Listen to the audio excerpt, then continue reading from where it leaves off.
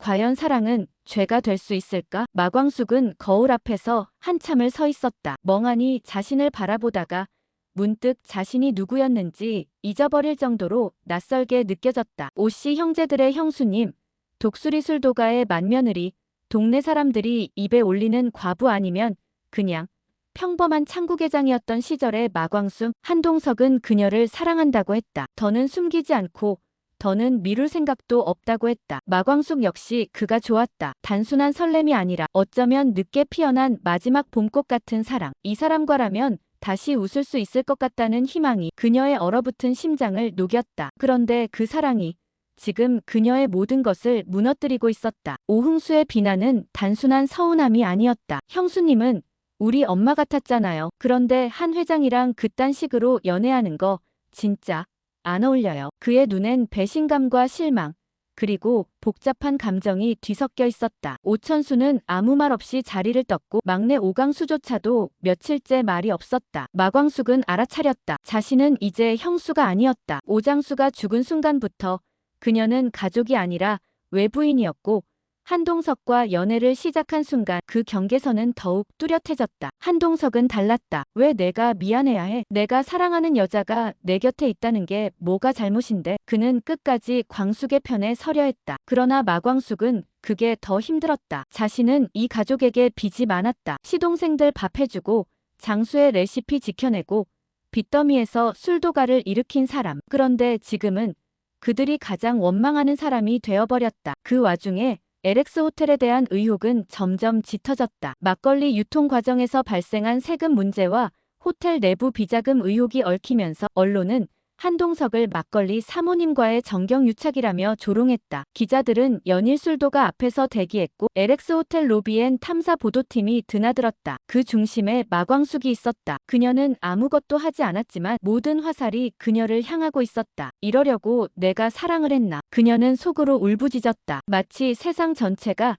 그녀의 행복을 질투하는 듯 숨만 쉬어도 죄가 되는 기분이었다. 한동석은 여전히 그녀를 놓지 않았다. 도망치지 마.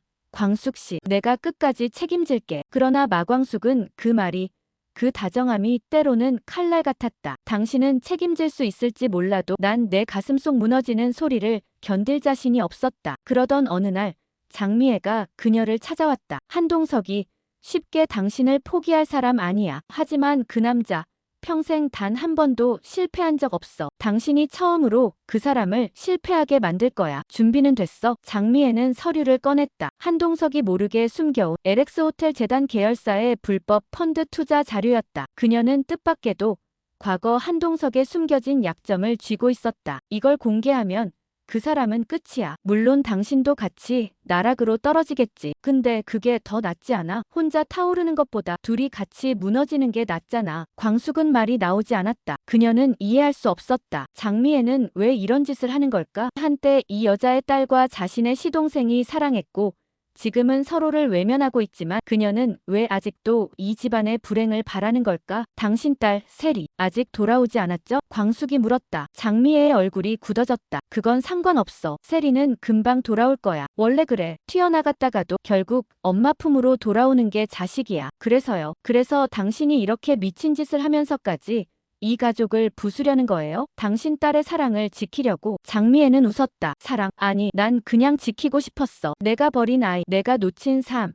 그 모든 것의 대가를 받게 만들고 싶었어. 당신이 그 대가야. 그 남자랑 엮이면서부터 당신은 내가 부순 첫 번째 벽돌이야. 그날 밤 마광숙은 서류를 가방에 넣고 LX 호텔로 향했다. 한동석에게 말해야 했다. 모든 걸. 사랑이든 책임이든 죄책감이든 지금이 아니면 영영 말할 수 없을 것 같았다. 하지만 호텔 도착 10분 전 그녀의 휴대폰으로 한 통의 문자가 도착했다. 그 서류 이미 검찰에 들어갔어. 시간이 없어. 너도 한동석도. 발신자 불명. 심장이 멎을 것 같았다. 이건 장미애가 보낸 게 아니다. 누군가 또 다른 적이 있다. 아니면 장미애조차도 조종당하고 있었던 걸까? 그리고 바로 다음 순간 호텔 맞은편 골목길에서 차가 급정거하는 소리가 들렸다. 두건을 쓴 남자 둘이 뛰어내려 그녀를 향해 달려왔다. 마광숙은 반사적으로 뒷걸음질 쳤다. 하지만 도망칠 수 없었다. 다가오는 두 남자는 마치 누군가에게 지시받은 듯 주저함 없이 그녀의 팔을 낚아챘다. 그녀가 비명을 지르기도 전에 가방은 이미 바닥에 떨어졌고 안에 들어있던 서류는 흩날려 길바닥에 나뒹굴었다. 건드리지 마. 내가 누구 사람인지 알아. 그녀는 필사적으로 외쳤지만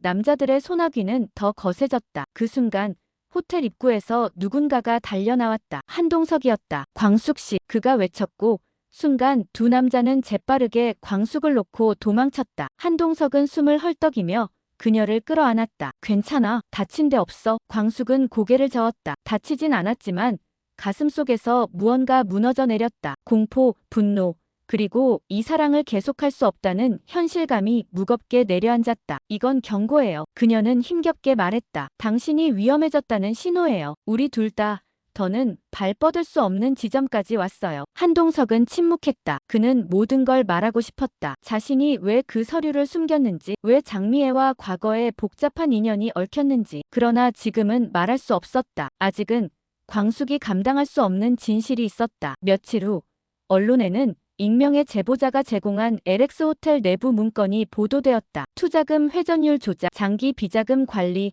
한동석 개인 명의의 페이퍼 컴퍼니 소유까지 수백억 원에 달하는 자금 흐름이 의심된다는 보도에 LX그룹은 초비상 상태가 되었고 검찰은 수사 착수를 발표했다. LX 호텔은 순식간에 대한민국의 최대 스캔들의 중심에 섰고 마광숙 역시 연루자로 지목되었다. 술도가 막걸리가 호텔과 연결되며 불법 로비에 이용됐다는 정황이 떠돌았고 광숙은 언론의 무차별적인 조롱과 비난에 직면해야 했다. 오흥수는 대놓고 말했다. 형수님, 아니 이제 형수도 아니지. 술도가 그만두세요. 더 이상 우리한테 기대지 마세요. 오범수는 말없이 그녀의 변호를 맡았다. 하지만 광숙은 알고 있었다. 범수 역시 그녀를 믿어서가 아니라 술도가라는 가족의 이름을 지키기 위해 나선 것뿐이라는 걸. 가장 참담한 건 공주실의 반응이었다. 이럴 줄 알았지. 한 회장이랑 엮이면 잘 될 줄 알았냐? 너는 천성이 그런 거야. 남자 복 없는 팔자. 그 말에 마광숙은 할 말을 잃었다. 그녀가 지금까지 얼마나 애써왔는지를 누구도 보지 않았다. 모두가 결과만 보고 손가락질했다. 하지만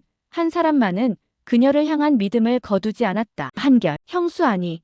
이젠 광숙 누나, 전 누나 편이에요. 누나는 잘못한 거 없어요. 누구보다 정직하게 살았잖아요. 그 말은 위로가 되었지만 그녀가 감당해야 할 현실은 조금도 가벼워지지 않았다. 그날 밤 마광숙은 술도가 마당에서 홀로 앉아 있었다. 비가 내리고 있었다. 그녀는 서류 봉투 하나를 꺼내 들었다. 그 속에는 자신도 몰랐던 출생 관련 서류 복사본이 들어있었다. 마광숙. 출생신고인 장미애, 생부 미상, 눈이 흐려졌다. 장미애, 그럼 자신은 장미애의 딸, 그렇다면 세리와는 자매. 그녀는 이해할 수 없었다. 왜 장미애는 이토록 자신을 싫어했을까? 혹시 그 미움은 투영된 죄책감이었을까? 광숙은 눈물을 삼키며 봉투 뒷면에 꾹꾹 눌러 쓴 글씨를 발견했다. 진실을 알고 싶다면 G-헤어 지옥분 원장을 찾아가라. 그녀는 자리에서 일어섰다. 비가 쏟아지는 어둠 속에서도 이젠 도망치지 않겠다고 다짐했다. 진실이 무엇이든 끝까지 마주하겠다고. 그리고 같은 시각 한동석은 자신의 집 서재에서 오래된 파일 하나를 꺼내 들고 있었다. 봉인된 서류에는 이렇게 적혀 있었다. 양자 입양 서류 오강수 한동석 외조카. 그는 중얼거렸다. 광숙 씨 미안해요. 내가 당신 인생에서 빼앗은 게 너무 많아서 더는 감출 수 없어요. 모든 것이 뒤엉키고 있었다. 사랑, 가족, 과거, 비밀, 배신. 그 복잡한 퍼즐의 끝에서 마광숙과 한동석은 과연 서로를 선택할 수 있을까? 다음 이야기는 마광숙이 지옥분 원장을 찾아가면서 시작된다. 그녀가 듣게 될 충격적인 고백은 무엇일까? 그리고 한동석이 감춰온 강수의 진짜 정체는 술도가를 어떤 혼란에 빠뜨리게 될까? 당신이 그 집안에 발을 들이는 순간 누군가는 반드시 나락으로 떨어져. 지옥분 원장이 문을 닫은 미용실 안에서 마광숙에게 한 첫마디였다. 불광시장 뒷골목. 밤늦게 문을 두드린 마광숙은 아무런 대꾸 없이 문을 열어준 지옥분의 눈빛에서 이미 자신이 기다려졌음을 느꼈다. 광숙은 손에 쥔 봉투를 내밀었다. 이거 누가 제게 보냈는지는 모르겠는데요. 여길 찾아오라고 했어요. 이게 무슨 뜻인지 알고 계시죠? 지옥분은 봉투를 받아 무표정한 얼굴로 내용을 훑더니 한숨을 쉬었다. 그래, 드디어 때가 됐구나. 나도 그 사람이 다시 돌아올 줄 몰랐어. 그 사람 누구요? 지옥부는 고개를 들었다. 내 생부. 내가 그토록 증오했던 장미애의 남편. 독고탁. 마광숙은 귀를 의심했다. 뭐라고요? 독고탁 그 사람이 제 아버지라고요? 지옥부는 고개를 끄덕였다. 그래, 내가 태어날 무렵 장미애는 딴 남자와 바람이 났고 결국 그 아이를 몰래 낳아서 버렸어. 그 아이가 바로 너야. 그럼 세리와 저는 배다른 자매지. 같은 아버지, 다른 어머니. 근데 장미애는 그걸 평생 감췄어. 독고탁은 처음엔 모르고 살았지만 어느 날 우연히 공주실과의 통화에서 너의 존재를 눈치챘고 그때부터 복수심에 불탔지. 마광숙은 머리가 하얘졌다. 이제까지 자신을 괴롭힌 장미애의 조소, 독고탁의 적대감, 세리와의 기묘한 악연 모두가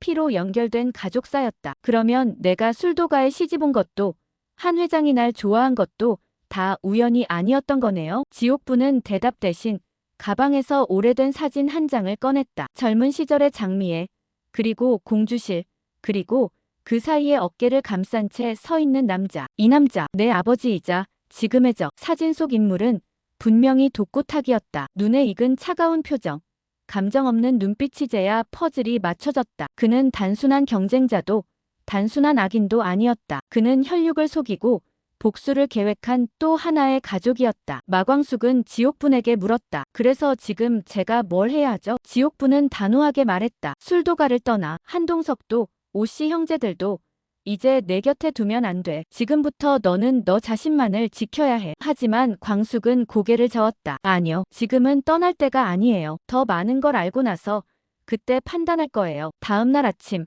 한동석은 경찰서에서 조사를 받았다. 언론은 호텔 재벌의 두 얼굴이라는 제목으로 연일 글을 조리돌림했고 LX그룹은 이사회를 열어 한동석의 직무 정지를 의결했다. 모든 책임을 회장에게 전가하려는 움직임이었다. 그날 밤 그는 술도가로 마광숙을 찾아왔다. 지쳐 보였지만 눈빛만큼은 흔들리지 않았다. 다 알고 있었죠, 광숙 씨. 내가 왜 당신 곁에 서야 했는지. 한 회장님, 이젠 우리 그만두는 게 맞지 않나요? 안 돼요. 난 당신 없인 아무것도 아니에요. 지금 이 고난 나 혼자 짊어질 수 있어요. 하지만 당신 없이 버틸 수는 없어요. 광숙은 한동안 말이 없었다. 그의 진심을 믿고 싶었지만 한동석이 아직 모르는 사실들이 있었다. 자신이 장미애의 딸이라는 것, 독고탁의 핏줄이라는 것, 그리고 세리와 자매라는 사실. 이 말하면 회장님은 날 떠날지도 몰라요. 아니요. 당신이 뭘 말하든 난 떠나지 않아요. 광숙은 그의 손을 잡고 조용히 말했다. 저 독고탁의 딸이에요. 순간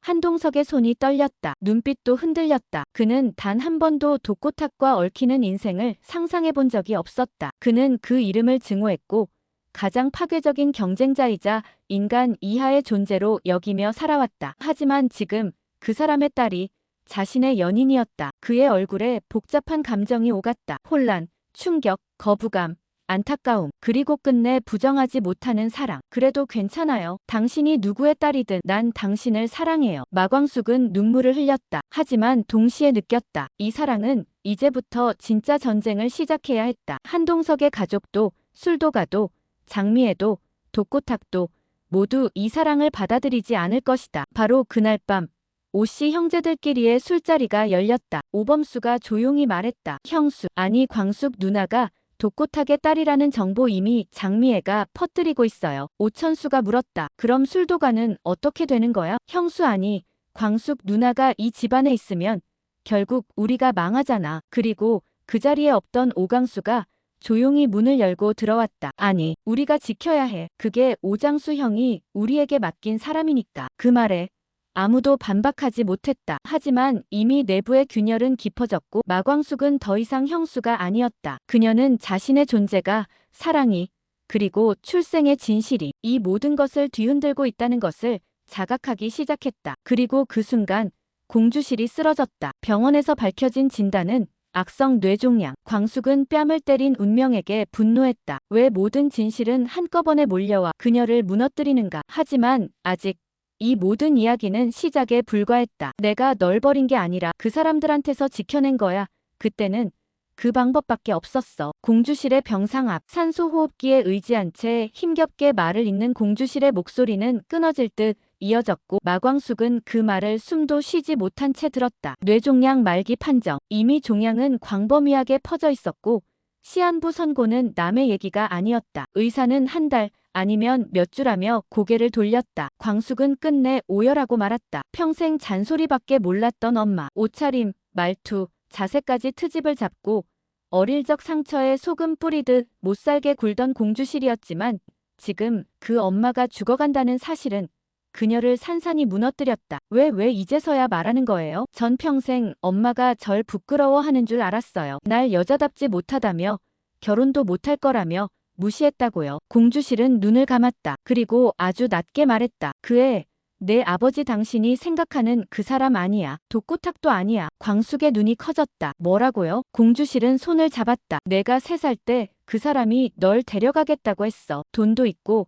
집안도 좋았고. 하지만 난 알았지. 널 원한 건 사랑해서가 아니라 그 사람 집안에서 낳은 딸이 필요했기 때문이라는 걸. 광숙은 숨이 턱 막혔다. 저를 입양시키려 했던 건가요? 아니, 입양이 아니라 유산 상속 도구로. 그 집은 딸이 있어야 재단 지분을 나눌 수 있었거든. 그래서 내가 도망쳤어. 미혼모로 살 각오하고 모든 걸 끊었지. 공주실의 눈가에 눈물이 맺혔다. 미안하다. 그땐 그게 최선이었어. 너한테는 아빠가 없어도 엄마는 지켜주고 싶었어. 광숙은 병실을 나와 허탈하게 병원 복도를 걷다가 낯익은 뒷모습을 발견했다. 한동석이었다. 오셨어요. 그는 고개를 끄덕이며 다가왔다. 공주실 여사님, 상태 안 좋다며. 나도 인사라도 하려고. 광숙은 그를 보며 조심스레 물었다. 한 회장님은 부모님과 관계 어땠어요? 한동석은 멈칫했다. 그리고 천천히 하지만 명확하게 말했다. 좋지 않았어요. 아버지는 늘 말씀하셨어요. 피는 물보다 진하다. 하지만 그 피가 누구 것인지는 내가 선택할 수 없어. 그래서 난